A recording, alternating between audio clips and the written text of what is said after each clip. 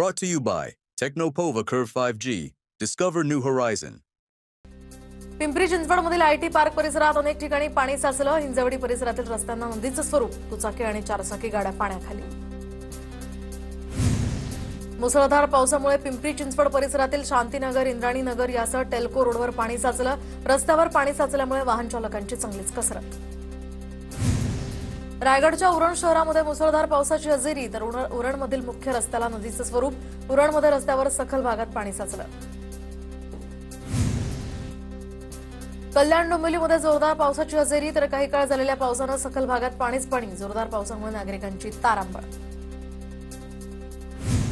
कल्याण नंतर आता डोंबिवलीत सुद्धा पावसाची रिपरिप. पावसामुळे अनेक भागात पाणी साचल्याचं चित्र. कल्याण डोंबिवली महापालिकेकडून कोट्यवधी रुपयांचा खर्च करून सुद्धा पाणी तुंबल्याचं चित्र. डोंबिवलीमध्ये जोरदार पावसामुळे रस्त्यावर सर्वत्र पाणी साचलं. तासाभराच्या पावसानं केडीएमसीच्या नालेसफाईची पोलखोल.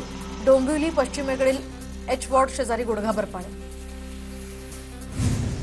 सांगलीमध्ये संभाव्य नैसर्गिक आपत्तीच्या पार्श्वभूमीवर एनडीआरएफची तुकडी दाखल, तर पुढील 1.5 महिने एनडीआरएफची ही तुकडी सांगलीतच राहणार. त्यामुळे नदीकाठच्या गावातील लोकांना एनडीआरएफकडून बचावाचं प्रशिक्षण मिळणार.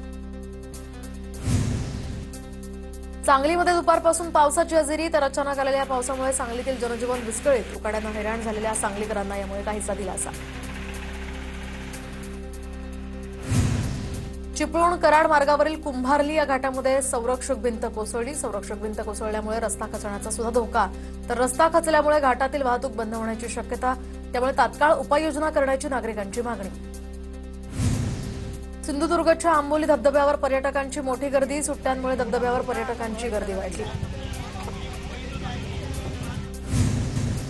संभाव्य पूरस्थितीच्या पार्श्वभूमीवर सांगलीच्या जिल्हाधिकाऱ्यांकडून आपत्ती यंत्रणेचा आढावा, तर जिल्हाधिकाऱ्यांकडून बोटीच्या साह्यानं कृष्णा नदीची पाहणी. नाशिकच्या लासल गावात शेती पीक बियाणांच्या दरांमध्ये 200 ते 350 रुपयांची वाढ, तर मे महिन्यातील मान्सूनपूर्व पावसानं शेती पिकांचं नुकसान. बियाण्यांच्या दरवाढीचं आता संकट समोर. परभणीमध्ये सेवानिवृत्त महसूल अधिकाऱ्यांकडून शिव रस्त्यावर अतिक्रमण. शिव रस्त्यावर चक्क विहिरी खोदून रस्ता अडवल्याचा प्रकार समोर. नागरिकांची तहसीलदारांकडे तक्रार. पुण्याच्या भोरमधील बनेश्वर मंदिराकडे जाणाऱ्या रस्त्याच्या कामाला अखेर मुहूर्त. रस्त्याच्या कामासाठी 2,41,00,000 निधी मंजूर. बीडच्या परळी शहरातल्या सरस्वती नदी पात्रामधील मान्सूनपूर्व कामं कागदांवरच. सरस्वती नदीच्या पात्रात अनेक भूमाफियांची अतिक्रमणं. पंकजा मुंडेंनी आदेश देऊन सुद्धा प्रशासनाचं मात्र दुर्लक्ष. राज्यातील 5,48,000 धान उत्पादक शेतकरी बोनसच्या प्रतीक्षेत. 5 महिने उलटून सुद्धा धान पिकाला बोनस न मिळाल्यामुळे शेतकरी हवालदिल. गोंदिया जिल्ह्यामध्ये 97,000 मेट्रिक टन खताची मागणी. खरीपासाठी कृषी विभागाची तयारी. गतवर्षीचा 29,000 मेट्रिक टन खत शिल्लक. बीडमध्ये सामाजिक कार्यकर्ते राहुल जगताप यांचं उपोषण सुरू, तर तलवाडीमध्ये दुसऱ्या पुलाचे फोटो दाखवून बिल उचलल्याचा आरोप. प्रशासनाकडे आता दखल घेण्याची मागणी. वाशिम शहरातून अमरावती आणि पुसदकडे जाणाऱ्या मुख्य मार्गावरील उड्डाणपूल हा 2 वर्षांनंतर सुद्धा अंधारातच. सुरक्षिततेच्या दृष्टीनं आजही पथदिव्यांची इथे व्यवस्था नाही. छत्रपती संभाजीनगर शहरातल्या बीड बायपास परिसरातील अतिक्रमणावर हातोडा. पालिकेच्या अतिक्रमण हटाव पथकाकडून धडक कारवाई. 68 अतिक्रमणांवर कारवाई करत 45,000 रुपयांचा दंड वसूल. 300 महिलांच्या हस्ते पुण्याच्या जेजुरी गडावर मल्हार यागचं आयोजन, तर याचवेळी अनेक धार्मिक विधी संपन्न. मोठ्या संख्येनं भाविकांची उपस्थिती. आदिशक्ती मुक्ताईची पालखी विदर्भाकडे मार्गस्थ, तर आज मुक्ताईची पालखी बुलढाणा जिल्ह्यातल्या मलकापूर या ठिकाणी मुक्कामी असणार. 2 दिवसांच्या मुक्कामानंतर गजानन महाराजांची पालखी अकोल्यातनं वाशिमकडे रवाना होणार, तर गजानन महाराजांची पालखी मेडशी या मार्गे वाशिम जिल्ह्यात प्रवेश करणार. सातारा जिल्ह्यामध्ये 26 जून रोजी संत ज्ञानेश्वर माऊलींचा पालखी सोहळा. कोणतीही गैरसोय होऊ नये यासाठी सातारा जिल्हा प्रशासनाला मंत्री जयकुमार गोरे यांच्या विशेष सूचना. तर पुरंदरमध्ये सुद्धा पालखी दळांची पाहणी केली जाणार. अहिल्यानगरच्या कोठला मैदानामध्ये मुस्लिम बांधवांकडून बकरी ईदची नमाज अदा, तर कुठलाही अनुचित प्रकार घडू नये म्हणून पोलिसही बंदोबस्तात तैनात.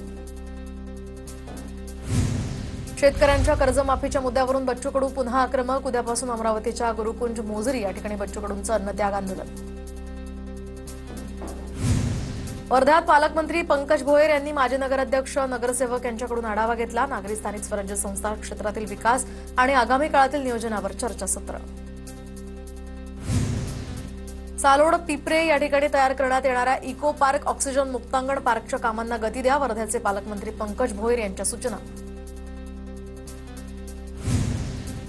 महायुती सरकारच्या आश्वासनांची पूर्तता न झाल्यामुळे जालन्यामध्ये ठाकरेंच्या शिवसेनेचं क्या हुआ तेरा वादा आंदोलन.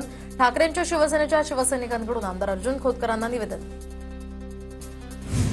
सुधाकर बडगुजर यांच्या संभाव्य भाजप प्रवेशाला विरोध सुरूच, तर स्थानिक लोकप्रतिनिधी आणि कार्यकर्त्यांना विचारात घ्यावं. नाशिकचे भाजपचे माजी नगरसेवक श्याम बडोदे नाराज. याआधी आमदार सीमा हिरेंनी बडगुजरांना विरोध दर्शवला होता. सांगलीमध्ये वंचित बहुजन आघाडीचा मोर्चा. शासकीय योजनांचा लाभ देणाऱ्या रुग्णालयांच्या चौकशीची मागणी. शहादा शहरामध्ये बेकायदेशीरपणे वीज मीटर बदलण्यात येत असल्याचा ठाकरेंच्या शिवसेनेचा आरोप. मीटर बदलणं न थांबवल्यास शिवसेना स्टाईलनं आंदोलन करण्याचाही इशारा. छत्रपती संभाजीनगर शहरामध्ये ठाकरे गटाचं आंदोलन. प्रदीप जयस्वाल यांच्या कार्यालयासमोर ठाकरेंच्या सेनेचं आंदोलन. क्या हुआ तेरा वादाच्या घोषणा. ठाकरेंच्या कार्यकर्त्यांसमोर शिंदेंच्या सेनेचे कार्यकर्ते समोरासमोर.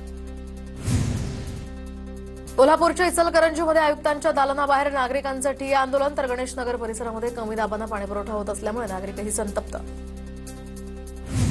आषाढी एकादशीच्या पार्श्वभूमीवर पंढरपुरात पोलिसांचं मॉक ड्रिल. बॉम्ब अतिरेकी आणि दुर्घटनांच्या पार्श्वभूमीवर पोलीस यंत्रणा सतर्क. एसटीच्या चालक वाहकाला 4 तरुणांकडून मारहाणीचा व्हिडिओ व्हायरल. यवतमाळवरून एसटी बस अमरावतीकडे जात असतानाच घटना. बस चालकानं हॉर्न वाजवून साईड मागितल्याचा हा राग धरून मारहाण केली.